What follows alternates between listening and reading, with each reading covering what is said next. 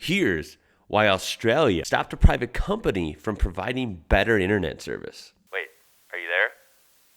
Can you hear me? You dropped connection. I kid. What's up, guys? Welcome back to the channel. Yeah, that's the running joke, isn't it? That the Wi-Fi, the internet connections are slow or bad or spotty in Australia. Isn't that what we've always heard? And it could be partially true. That's for sure. Some people do have really good internet, though, down under, from what I hear, and some don't. So why, considering they invented Wi-Fi, why can't they have one of the best internet services on the planet? Hopefully we're going to find that out. This comes from a channel called Economics Explained 2. That'll be linked in the description down below. And let's get right into this, guys. Hopefully my internet hangs on here, and so does yours. And jokes aside here we go. This is Australia, a land of unfortunately poor internet. As someone whose career has taken a turn to be entirely based off said internet, let me tell you, this is a very frustrating reality. And that frustration has been felt by more and more of my fellow Australians as working from home becomes the new normal. Yeah, it is weird to be in a new era where there are so many online work from home jobs, more than ever by a long shot. That would be a little worrisome, I suppose, if you were in Australia, right? You just really have to make sure you got a good connection that's stable. And this is a YouTube channel from Australia, I believe. And that'd be another thing, right? You know, uploads every day. You know, how long does it take? How much time does it add on to your day? Whereas if it was faster, it would be easy, right? It's a big deal. Now, the reason Australia has such poor internet is because it is very big with a very small population, which means any internet company that wants to provide this service needs to pay a lot for infrastructure while only accessing a tiny pool of customers. Compare this with any European nation or even the United States, and you will see that you get much more people per mile of internet cable that you lay, and therefore more return on your investment. However, recently, there has been a private company here in Australia that was willing to take the chance and offer to provide high-speed internet to Australians, but the government told them they couldn't. Sad, but why? Well, you see, the Australian government had recognised this internet problem, and it also knew that if its advanced economy was going to have a chance of remaining competitive in the 21st century, it probably needed something better than dial-up connections to its businesses and homes. Right. So they rolled out the NBN, or National Broadband Network. Now, this in and of itself was a fine piece of infrastructure, in theory. It would connect the whole nation via modern fibre optic and give people download and upload speeds in line with their Western contemporaries. The problem was, it was a large public infrastructure project, and inevitably, politics got involved and ruined everything. What Australia ended up with was a system that was only passably better than the internet infrastructure it had before, after costing a cool $56 billion. Anyway, the private sector saw an opportunity to deliver a better experience at a comparable price and were told no, because it would ruin the premise of the whole NBN system. You know, isn't it frustrating when something really innovative and really groundbreaking is drawn up and all the pieces are there and politics get in the way and ruin it or, you know, injure it, right? It's so frustrating, man. It really is, especially in this scenario.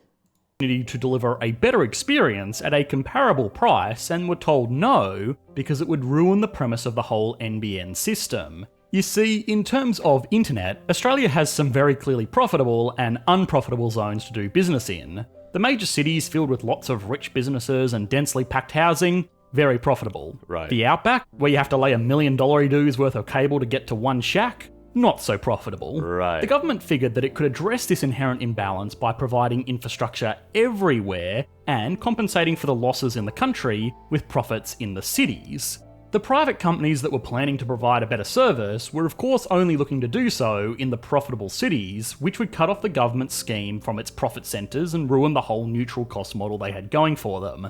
This decision to effectively block fair competition has caused a lot of outrage, especially amongst those in the cities who were not happy with their subpar internet, but there is always going to be a loser in this scenario. If these companies were allowed to compete, the government-run NBN would become unprofitable and require ongoing support from taxpayers to fund a non-financially viable venture.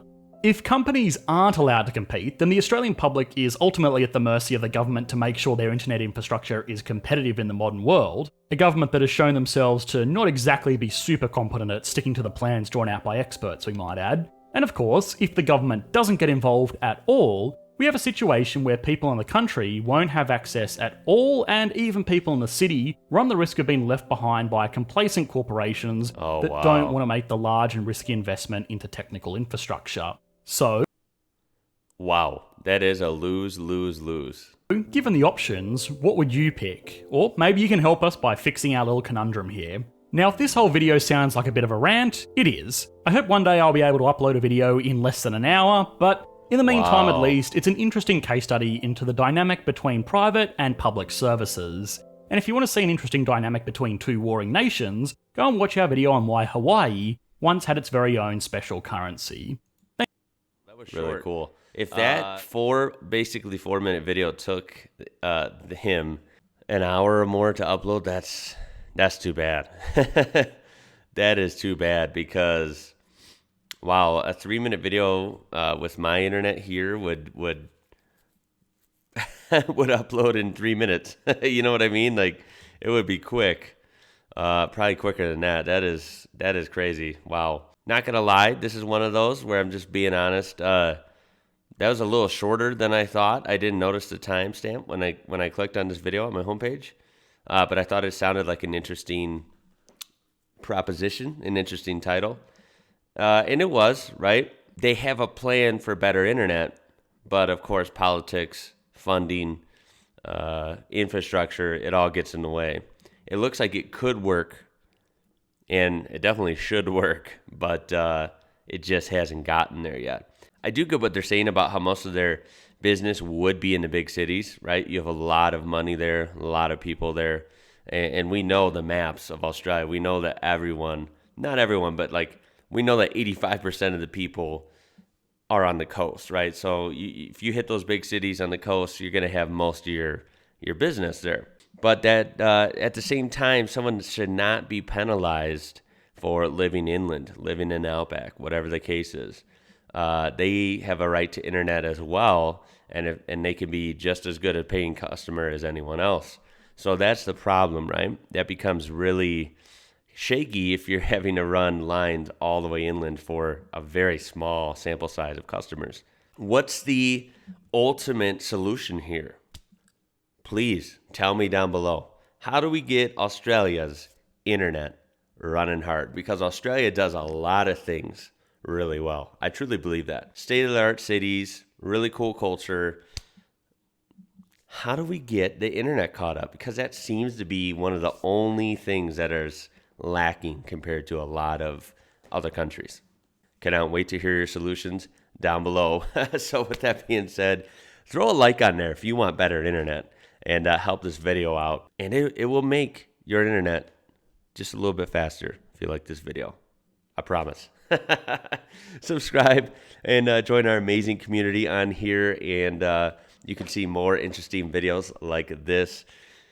Check that description out for this original video from EE2 and other ways you can interact with my channel. My name is Ian. You're watching IWrocker. Until next time, guys. Catch you later.